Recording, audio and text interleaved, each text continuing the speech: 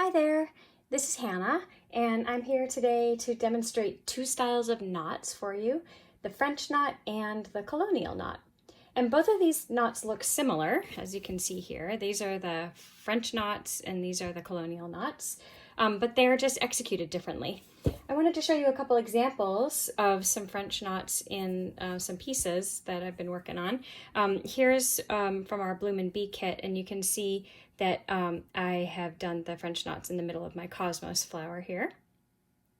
And then I have this bag that I made out of some scraps, and then I incorporated a piece of freestyle embroidery that I did, and I have here in the middle of it a whole bunch of French knots, all wild and crazy there together.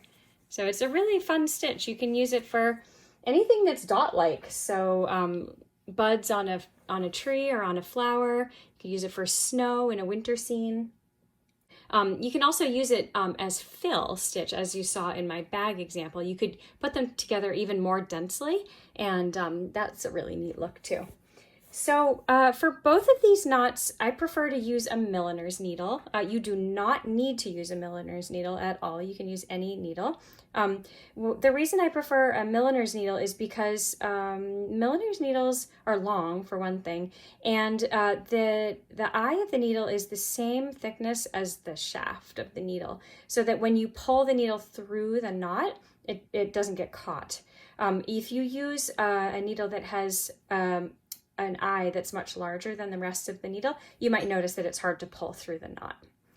Okay, so I'm also using, this is a size 5 pearl cottons, which is a pretty thick thread. You can use anything, if you want, but just keep in mind that the thickness of the thread determines the size of your knot.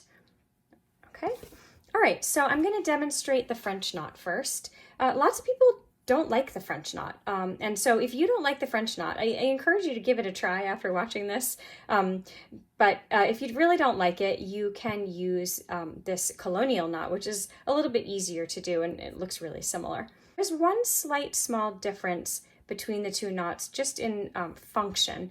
So if you're making something that is going to be washed, you're probably going to want to choose the Colonial knot. And the reason for that is because the knot is tied in 2 different directions on the Colonial knot, and in the French knot, it's tied in the same directions. So this one is just less likely to come untied. Okay? All right, so for the French knot, it does help to put your work down on the table when you do a French knot, so I'm going to be putting it down on the table, but I'll start up here. So I'm going to come in from the back and pull my thread all the way through, and then with my non-dominant hand, which is my left hand, I'm going to hold this working thread taut like this, okay? And that's when it's nice to put this down. So you're holding the working thread taut, and then you're going to take your needle and go over the thread once, twice, 3 times. It just depends on the size of the knot that you want. So of course, if you go over it once, then it's going to be smaller than if you go over it 3 times. You can also think about it as wrapping your thread around your needle. Okay, so I'm going to go over my thread once, or wrap my thread around once, and then I'm going to insert my needle back into the fabric right next to where I came out. If I go right back in the same hole, I'm going to lose my knot and just end up with either nothing or a tiny little stitch. So if you're having trouble with French knots and are just ending up with a little stitch or losing your knot, it might be that you're not going back in far enough away from the original hole where you came in. So try it again and just go back in. I don't know if you can see that, but I'm just a little bit over from it. And that space will be hidden by the knot, so it's okay.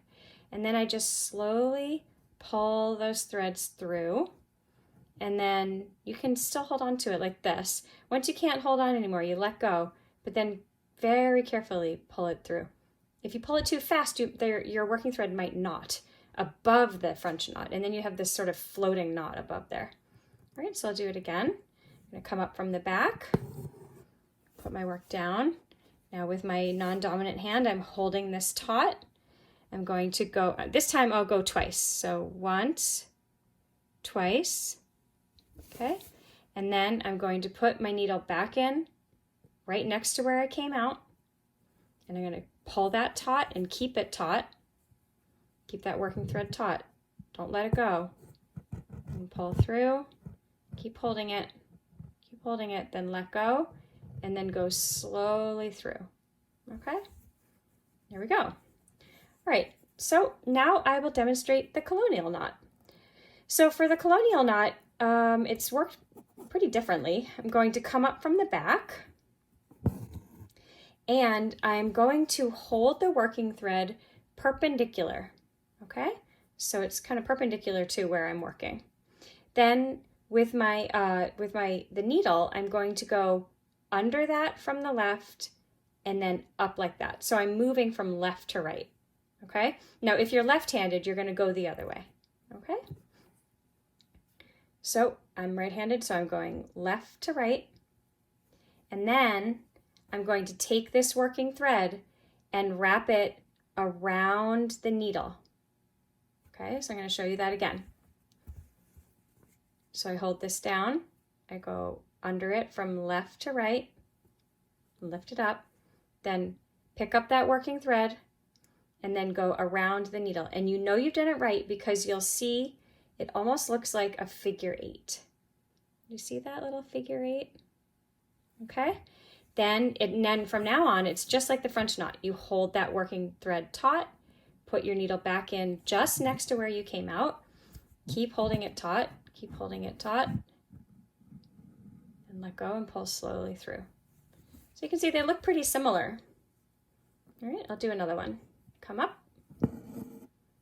hold it perpendicular, go from left to right or right to left if you're a lefty. Go, oh, almost forgot the wraps. Then we'll go wrap around, make my little figure 8. Then I'm gonna go back in right next to where I came out. I'm holding that working thread taut. Then I let go and just gently pull through the rest. Okay, so there we go. The French knot right here and the colonial knot. Happy stitching!